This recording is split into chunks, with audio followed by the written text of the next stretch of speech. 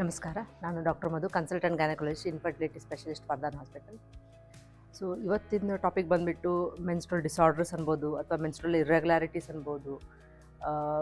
Common ಆಗಿ common complaint ನಮ್ಮದು infertility ಅಥವಾ ಗೈನಿಕ್ ಕಂಪ್ಲೇಂಟಲ್ಲಿ ಕಾಣೋದು.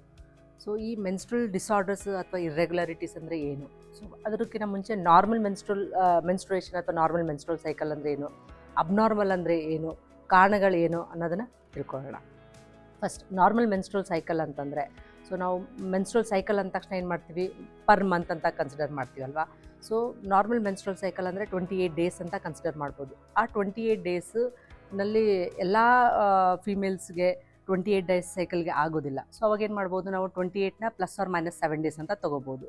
ಸೊ +7 ಡೇಸ್ -7 ಡೇಸ್ ಅಂತ ನಾವು ಕ್ಯಾಲ್ಕುಲೇಟ್ ಮಾಡಿದಾಗ 21 to 35 days. So normal menstrual duration ಯಾವುದೇ female if it lies between 21 to 35 days, ಅದನ್ನು ನಾವು ನಾರ್ಮಲ್ ಅಂತ ಕನ್ಸಿಡರ್ ಮಾಡ್ಕೋಬೋದು.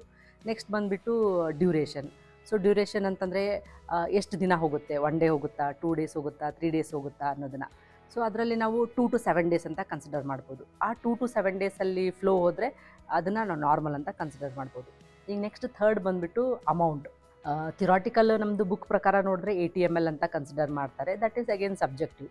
So anything more than 80 ml ಅಂತ ಕನ್ಸಿಡರ್ ಮಾಡಿದ್ರೆ ಅಬ್ನಾರ್ಮಲ್ ಅಂತ ಕನ್ಸಿಡರ್ ಮಾಡ್ಬೋದು. ಸೊ ಈ ನಾರ್ಮಲ್ ಮೆನ್ಸ್ಟ್ರಲ್ ಸೈಕಲ್ದು ಡೆಫಿನೇಷನ್ ಇದಾದರೆ, ಅಬ್ನಾರ್ಮಲ್ ಅಂತಂದರೆ ಇದ್ರದ್ದು ಅಪೋಸಿಟ್ ಬರ್ಬೋದು. ಲೈಕ್ ಲೆಸ್ ದೆನ್ 21 ಡೇಸ್ ಅಂತಂದರೆ ತುಂಬ ಫ್ರೀಕ್ವೆಂಟಾಗಿ ಬರ್ತಾ ಇದೆ.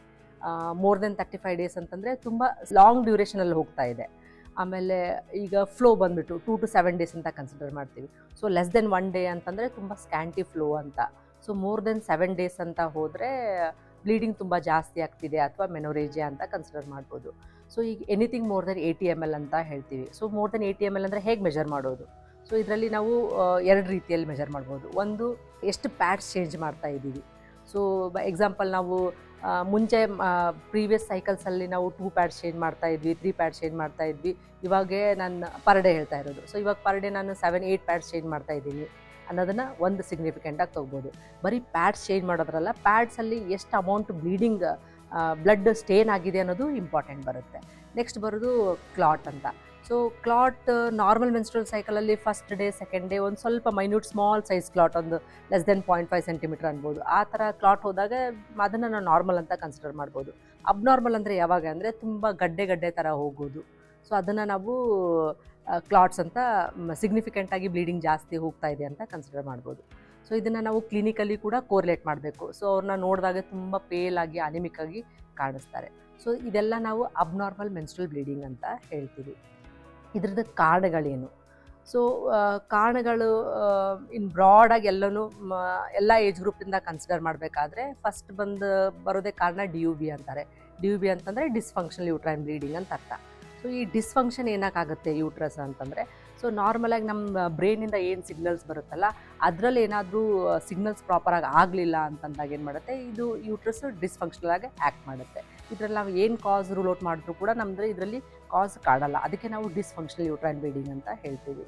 ಸೆಕೆಂಡ್ ಬಂದುಬಿಟ್ಟು ಕಾರಣಗಳು, ಗರ್ಭಾಶಯ ರಿಲೇಟೆಡ್ ಕಾರಣಗಳಿರ್ಬೋದು. ಒಂದು ಗರ್ಭಾಶಯಲ್ಲಿ ಫೈಬ್ರಾಯ್ಡ್ ಇರ್ಬೋದು, ಅಥವಾ ಫೈಬ್ರಾಯ್ಡ್ ಅಂದರೆ ಗಡ್ಡೆ ಥರ ಇರ್ಬೋದು, ಅಥವಾ ಅಡಿನೋಮೈಸಿಸ್ ಅಂತಂದರೆ ಮಾಂಸ ಥರ ಗರ್ಭಾಶಯ ಮಸ್ಕುಲೇಚರ್ ಮೇಲೆ ಬೆಳೆದೋಗುತ್ತೆ, ಅಥವಾ ಸಣ್ಣ ಮಾಂಸ ಥರ ಇರುತ್ತೆ, ಎಂಡೋಮೆಟ್ರಿಯಲ್ ಪಾಲಿಪ್ಸ್ ಇರ್ಬೋದು, ಅಥವಾ ಟ್ಯೂಬ್ ರಿಲೇಟೆಡ್ ಏನಾದರೂ ಪ್ರಾಬ್ಲಮ್ಸ್ ಇರ್ಬೋದು, ಲೈಕ್ PID ಇನ್ಫೆಕ್ಷನ್ಸ್ ಇರ್ಬೋದು, ಅಥವಾ ಓವೇರಿಯನ್ ರಿಲೇಟೆಡ್ ಗರ್ಭಾಶಯದ ಪಕ್ಕದ ಚೀಲ ಇರುತ್ತಲ್ಲ, ಅಂಡಾಶಯ ಮೊಟ್ಟೆ ಚೀಲ, ಅದರಲ್ಲಿ ಏನಾದರೂ blood related clot like endometriosis ಇರ್ಬೋದು, ಅಥವಾ PCOD ಇರ್ಬೋದು, ಅಥವಾ ಏನು ಓವೇರಿಯನ್ ಟ್ಯೂಮರ್ಸ್ ಇರ್ಬೋದು. ಸೊ ಇದು ಜನರಲ್ ಆಗಿ ಪೆಲ್ವಿಕ್ ರಿಲೇಟೆಡ್ ಕಾಸಸ್ ಅಂತೀವಿ. ಅಥವಾ ಇನ್ನೊಂದು ಬ್ಲಡ್ ರಿಲೇಟೆಡ್ ಕಾಸಸ್ ಇರ್ಬೋದು, ಅಥವಾ ಲೈಕ್ ಬ್ಲೀಡಿಂಗ್ ಡಿಸಾರ್ಡರ್ಸು ಅಂದರೆ ಬ್ಲಡ್ ಕ್ಲಾಟಿಂಗ್ ಡಿಸಾರ್ಡರ್ಸ್ ಅಂತಾರೆ, ಅಥವಾ ಪ್ಲೇಟ್ಲೆಟ್ ರಿಲೇಟೆಡ್ ಡಿಸಾರ್ಡರ್ಸ್ ಇರ್ಬೋದು. ಅದು ಬಿಟ್ಟು ಸಿಸ್ಟಮಿಕ್ ಕಾಸಸ್ ಬರುತ್ತೆ, ಲೈಕ್ ಲಿವರ್ ಡಿಸಾರ್ಡರ್ಸು, ಅಥವಾ ಕಿಡ್ನಿ ರಿಲೇಟೆಡ್ ಏನಾದರೂ ಪ್ರಾಬ್ಲಮ್ಸ್ ಇದ್ದರೆ, ಅಥವಾ BP ಅನ್ಕಂಟ್ರೋಲ್ಡ್ BP ಇದ್ದರೆ, ಅನ್ಕಂಟ್ರೋಲ್ಡ್ ಶುಗರ್ಸ್ ಇದ್ದರೆ ಕೂಡ ಮೆನ್ಸ್ಟ್ರಲ್ ಡಿಸಾರ್ಡರ್ಸ್ ಆಗೋದು ಕಾರಣಗಳಿರುತ್ತೆ. ಸೊ ರೇರ್ ಆಗಿ ಐಯಾಟ್ರಜೆನಿಕ್ ಬರ್ತದೆ. ಐಯಾಟ್ರಜೆನಿಕ್ ಅಂದರೆ ಎಲ್ಲ ಕಾಸ್ ರೂಲ್ ಔಟ್ ಆದರೂ ಕೂಡ ನಮಗೆ ಏನು ಎಕ್ಸಾಕ್ಟ್ಲಿ ಕಾಸ್ ಅನ್ನೋದನ್ನು ನಮಗೆ ಗೊತ್ತಾಗಲ್ಲ. ಸೊ ಇದರಲ್ಲೂ ಕೂಡ ನಾವು ಎಲ್ಲರಿಗೂ ಜನರಲೈಸ್ ಆಗಿ ಇದೇ ಕಾರಣಗಳು ಅಂತ ನಾವು ಹೇಳಲಿಕ್ಕಾಗಲ್ಲ. ಇದನ್ನು ನಾವು ಮತ್ತೆ ಸಬ್ ಕ್ಯಾಟಗರೀಸ್ ಮಾಡ್ತೀವಿ. ಲೈಕ್ ಟೀನೇಜಲ್ಲಿ ಕಾರಣಗಳು ಬೇರೆ ಇರುತ್ತೆ, ಮತ್ತು ರಿಪ್ರೊಡಕ್ಟಿವ್ ಏಜ್ ಗ್ರೂಪು ಅದರಲ್ಲಿ ಕಾರಣಗಳು ಬೇರೆ ಇರುತ್ತೆ. ಪೋಸ್ಟ್ ಮೆನೋಪಾಸಲ್ ಅಂದರೆ ಮುಟ್ಟು ನಿಂತಾದಮೇಲೆ ಅಥವಾ ನಿಂದ್ರೋ ಏಜಲ್ಲಿ ಇರುತ್ತಲ್ಲ ಆವಾಗ ಕೂಡ ಕಾರಣಗಳು ಬೇರೆ ಇರುತ್ತೆ. ಆ ಕಾರಣ ತಕ್ಕಂತೆ ಇನ್ವೆಸ್ಟಿಗೇಷನ್ಸ್, ಬ್ಲಡ್ ಟೆಸ್ಟು, ಸ್ಕ್ಯಾನಿಂಗು ಮತ್ತು ಅಥವಾ invasive procedures like DNC, hysteroscopy ಅಂತೆಲ್ಲ ಅಡ್ವೈಸ್ ಮಾಡ್ತಾರೆ. ಅದರ ತಕ್ಕಂತೆ ಟ್ರೀಟ್ಮೆಂಟ್ ಕೊಡ್ತಾರೆ. ಈ ಮೆನ್ಸ್ಟ್ರಲ್ ಡಿಸಾರ್ಡರ್ಸ್ ಅಥವಾ ಇರ್ರೆಗ್ಯುಲಾರಿಟೀಸ್ ಬಗ್ಗೆ ನಿಮಗೆ ಇನ್ನೂ ಹೆಚ್ಚಿನ ಮಾಹಿತಿ ಏನಾದರೂ ಬೇಕಾದರೆ ಒಂದ್ಸಲ ನಮ್ಮ ಹಾಸ್ಪಿಟಲ್ಗೆ ಭೇಟಿ ನೀಡಿ, ಅದ್ರ ಬಗ್ಗೆ ಡೀಟೇಲ್ ಇನ್ಫಾರ್ಮೇಷನ್ ಕೊಡ್ತೀವಿ. ಅದ್ರ ಜೊತೆಗೆ ನಮ್ಮದು ಚಾನಲ್ಗೆ ಸಬ್ಸ್ಕ್ರೈಬ್ ಮಾಡಿ, ಲೈಕ್ ಮಾಡಿ, ಶೇರ್ ಮಾಡಿ.